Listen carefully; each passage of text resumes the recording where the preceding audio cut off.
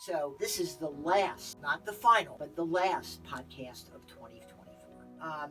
Genetic variations can make you more likely to develop certain diseases like cancer, or diabetes, or heart disease. Microbiome, in my opinion, is the latest health science technology. It's from the book called Game of Work, written by Charles Coonrad. And he said, keeping score is the breakfast for champions. So if you take a picture, selfie, it tells you what's your JoyScore. And then you take the test, it tells you what's your JoyScore. So it kind of have a facial expression JoyScore and your test JoyScore. So if your JoyScore is 70 and your facial expression JoyScore is 60, we say your JoyScore is 65.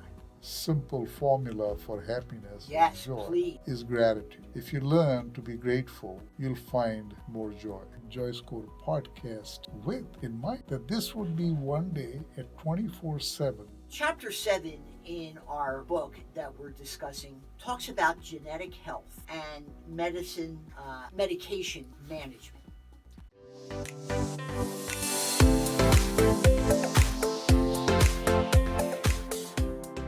Hello, everybody, and welcome to the last episode of the Professor Joy podcast. Oh my gosh, for 2024. And I hope you'll notice, everybody, that I use the word last and not final. Because, Professor Joy, there is a difference between last and final in the world of journalism. Yeah. So, Steffi, in the world of journalism, last just means that in a series of announcements or discussions, this is sequential. The last one. Yeah. But final gives finality and means there's no more, this is it, kaput, you're done. So this is the last, not the final, but the last podcast of 2024. And just to reinforce and support what you're saying, chances are I don't think we'll ever have a final podcast. I hope not. Professor Joy, when Ted Turner started Cable News Network, right, one of his pronouncements was that this network will be on 24/7 until the end of time, and it will never end. So this is exactly what I started JoyScore podcast with in mind. That this would be one day a 24/7 podcast like CNN. Now, I understand that we do not have the resources and the way to do it, but eventually, JoyScore, if it takes off, would have enough to be able to do that. Meaning, and it would not be always from this place. Not from the world headquarters? No. It'd be podcasts from everywhere. People doing it from New York, Chicago, everywhere. Because anyone could do a podcast from anywhere. That is true. And you go on live and you talk about it. And we actually, the original concept was that it would be part of what I call Joy University. Meaning we'll be training people, teaching people what is joy. And so would be training people to do podcasts, to train people, to go to the companies with large employment base and help them out, with their KPIs and stuff like that. So this is never going to be a ending concept. It'll be always going on forever, past my lifetime. That's good to hear. And I agree. I mean, already we have a wealth of information. Yeah, and the idea, the way I described it in the early on podcasts 5-6 years ago, that before someone is trying to jump off the bridge because they broke up with their girlfriend, they should call us first. And we are there for them. We are. Even though right now we don't have our call-in capability working, we're not live, but we will be all that, and we used to be all that. Yeah. And we will again. Yeah, we will again. Absolutely. Absolutely. So anyway, my name's Gary Metzger. I'm a journalism professor at Long Beach State University, just in case you didn't know who I was. And as always, it's great to be joined by Stephanie, our social media person. Hello. How are you? Good. Great. Good. And of course, the man who started this craziness, Professor Joy, from the world headquarters here in Southern California. How are you? Thank you, sir. How was your Christmas? Beautiful. Was it? Yeah. Okay. Stephanie, you had a good Christmas? I did, yeah. Good. Okay. Excellent. Excellent. So, chapter 7 in our book that we're discussing talks about genetic health and medication management. And genetics are so important, believe it or not, and I have some jaw-dropping statistics that you're not going to believe, Professor Joy. Oh, wow. Yes. This is something you were really, when I told my wife about this yesterday, she could not believe this. This is from a study detailed in the World Happiness Report. World Happiness? Yes. Wow. You are not going to believe this. Oh, wow. This is peer-reviewed, Professor Joy. I want to talk about the chapter first. Okay. Because, we talk about genetic health, and it's really how genes impact our overall health and our well-being. And so why are genetics important to our health? Well, there can be disease issues in your genes and everything. I remember that when my wife was pregnant, we were tested genetically. In the Jewish religion, there is a deadly disease called Tay-Sachs. And so you want to be tested to make sure it's not in your genetic makeup and things like that. So, genetic variations can make you more likely to develop certain diseases like cancer or diabetes or heart disease. Genes can also determine your nutritional requirements. So, can I say something? Please. So, about 5 years ago, I said, in order for us to have a good system, our audience needs to have good body. Good body because mind, body, and life. So, mind comes from JoyScore, body comes from this book we are talking about, and life comes from EarthScore. Right. So I researched all over and found that there is something called microbiome platform. So what microbiome is a sampling of your stool in the lab, which determines the culture in your gut. That is called microbiome. So when I researched it, I realized that the same year, Harvard Business School, not business school, Harvard Medical School was doing a symposium on microbiome health. So I attended that, spent 3 days learning the top researchers, professionals talking about microbiome.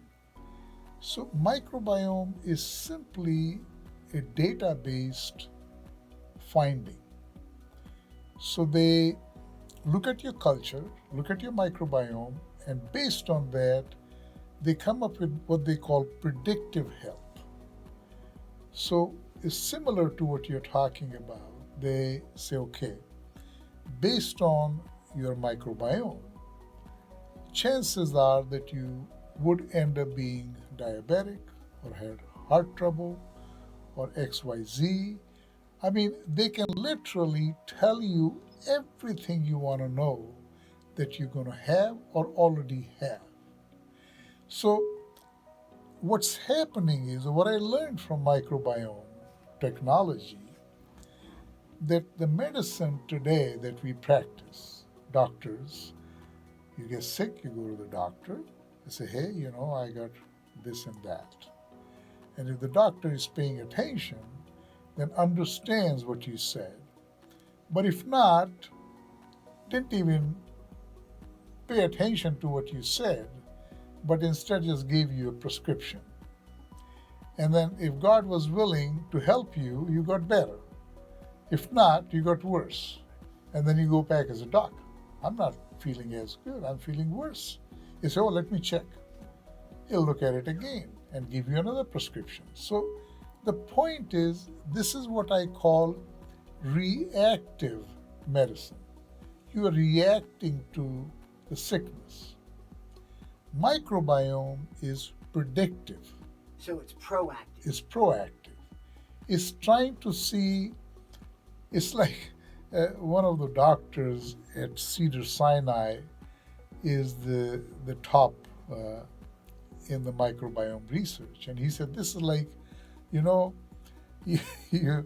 when you take a sample of the stool, it's almost like after the crime, you go and you're checking through the trash cans and everything that you have as evidence. And That's say, true. And yeah. they say, well, most likely this is what happened. So the thing, and in fact, we talk about in this book microbiome also, because yes, we do. Microbiome, in my opinion, is the latest health science technology. What we practice today, pharmaceutical and the medicine, is old technology because it's reactive. Microbiome is proactive. So, years ago, when I started talking about JoyScore, and I think I told you about where I got the score from. It's from the book called Game of Work, written by Charles Coonrad. And he said, keeping score is the breakfast for champions. And you have to be proactive. And in order to be proactive, you need to know your score because you need to know where you're going with it. Right. So, in his way of defining it, reactive is an old news. Professionals, pros. And the proactive word came from pros, like how you train your professionals. Right. Pros in the game business, those are the pros. And they become pros because they focus on their score. So here it is. That's a great explanation. That really is. No, seriously, that is so good and everything. When we talk about genes, usually it's about Right. eye color. Right. It's about, how tall Right. are you going to be, things like that. But genes play a great amount in our happiness. Yeah. Are you ready for this?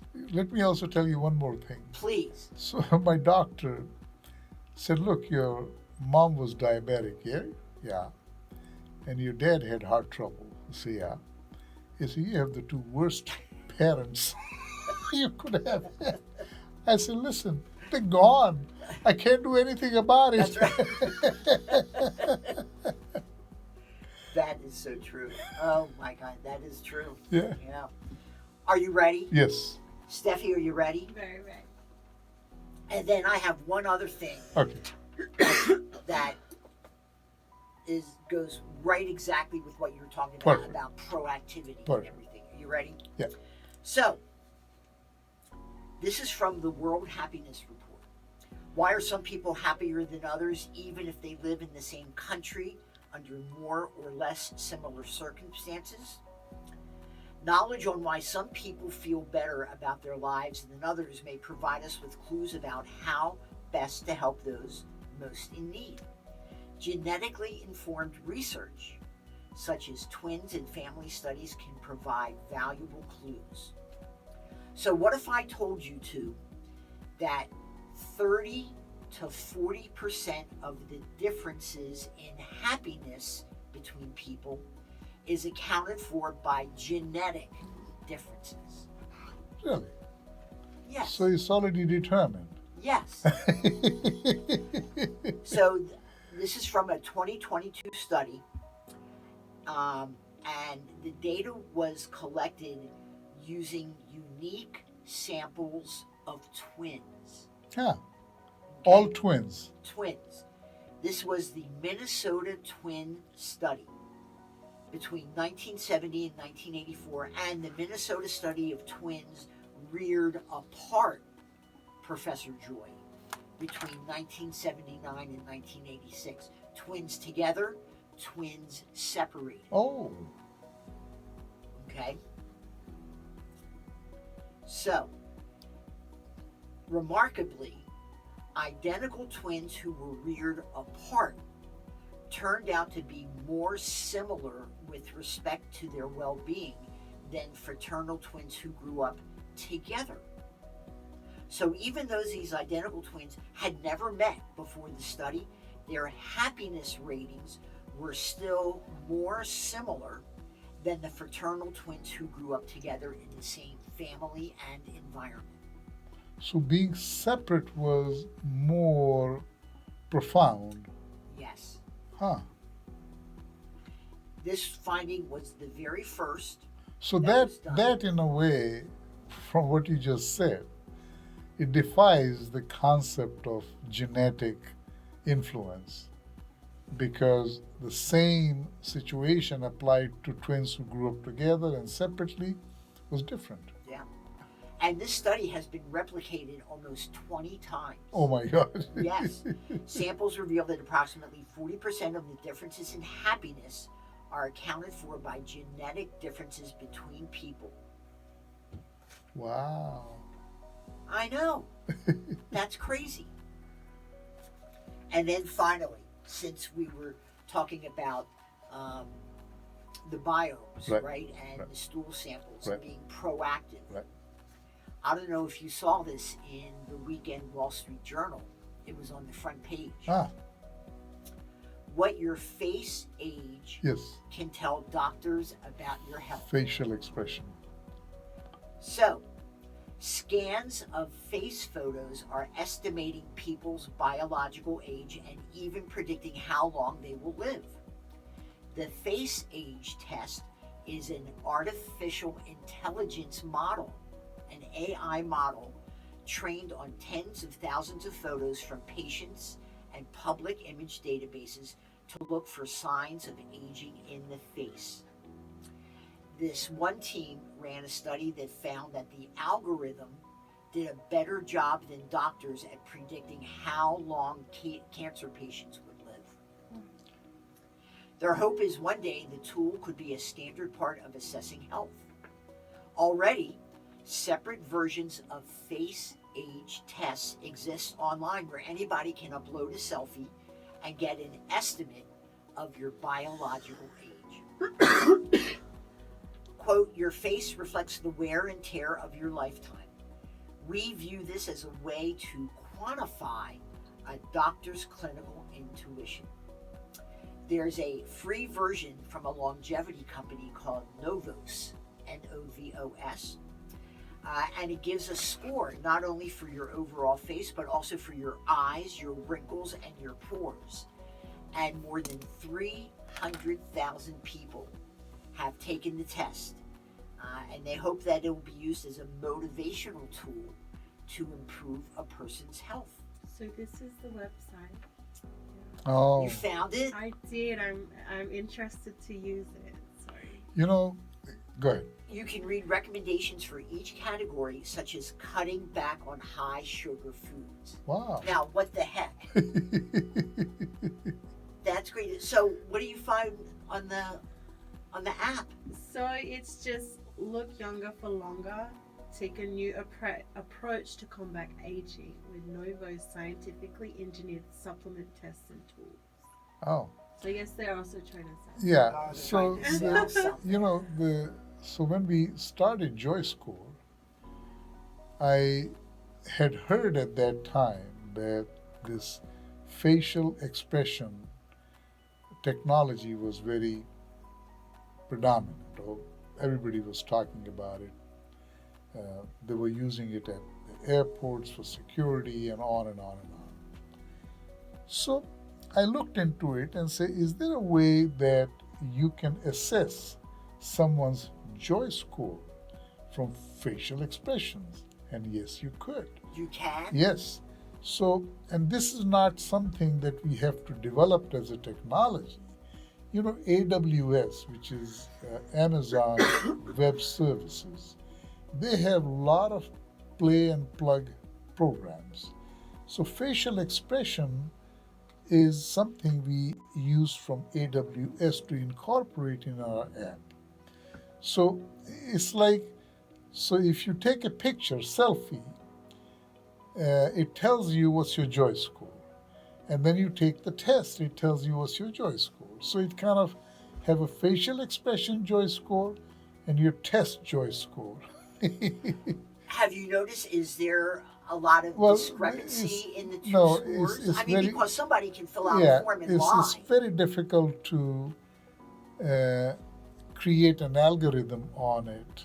But the interesting part was that the best we thought we could do was average the two. So if your joy score is 70 and your facial expression joy score is 60, we say your joy score is 65. So, but the part which was impressive that you're talking about, so we kind of incorporated that and we just use AWS's facial recognition program. I love it. That is great. Yeah, because like I said, you know, anybody can put, oh, I totally agree. Oh, yes, I do all So these this things. was a way to kind of keep people honest. Say, hey, you know, how did you manipulate your joy score to be 90 when your facial expression only is 60? Exactly. Right. Yeah. Yeah. You know, so it's because you could manipulate, you know, and But you can't really manipulate how your face looks. no. So I kind of so when we had a Romanian company helping us with development of our app, you know, so you know how. So they said, well, the app is ready, you can download and play with it, you know. So I did that. I got my joy score. It was 90.1%, you know. And then I'm trying to press all over the screen to go to the next level, you know, and nothing is happening. And all it said, your joy score is relatively high. So I called the developer and said, listen, they said my joy score is relatively high and it froze. What did they say? So the problem was that instead of pressing, I was supposed to slide the screen. So that was the problem. Oh, gosh. Well, as I said, this is our last Final. Yeah, podcast, last. right? Not our final. Right. Yeah, just our last and everything. So with New Year's coming up, do you have any resolutions, anything that you're looking forward to doing in 2025? Me? Yes, you. I don't make resolutions because they never stick. I just try to be better. So. Professor Joy, Yes, I have one. are you going to share it with us? To be happier. Yeah. That's all. Yes, I agree. To be more joyful and generous and compassionate. Yeah. That's my big one. I need more compassion in my life. Yes. So, everybody, And I you know, hope that you have a happy. if I can leave everybody with a simple formula for happiness and Yes, joy, please. is gratitude. If you learn to be grateful, you'll find more joy. What's one of our favorite sayings of Yeah. 2024, right? Yeah. Attitude of gratitude. Absolutely. Yes. So, everybody, we hope that you have a safe and joyous New Year, which is coming up. And we hope that you'll join us again in 2025. So, everybody, thank you for a great 2024. Yeah. And we will see you next year. Bye.